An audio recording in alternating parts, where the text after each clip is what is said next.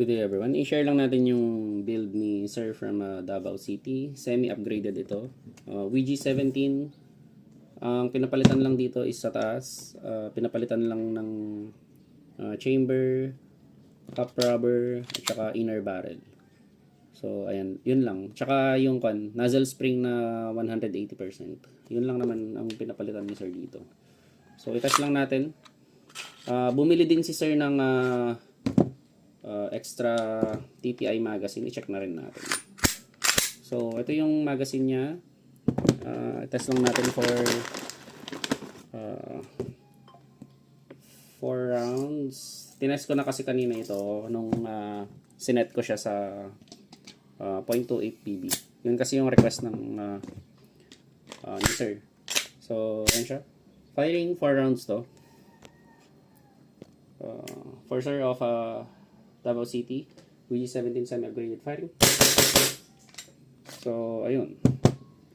Then, ito yung TTI magazine. I-check na rin natin kung walang leak. So, napakaganda nito mga guys.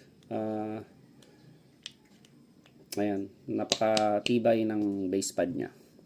Check natin. Dito yung lagayan. Then, okay. Good. 2, 3, 4, 5, 6, 7, 8, 9, 10. Okay. Walang leak.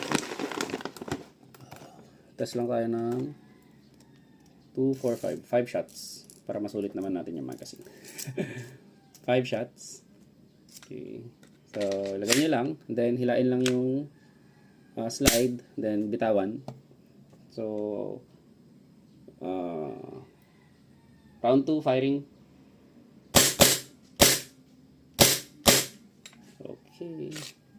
So, 5 shots. So, tignan nyo, ang ganda nito. Ang ganda ng itsura, no? Ang ganda niya kapag nakalagay. Tsaka, pwedeng kahit ibaba mo or taas. Pero mas maganda yung mataas.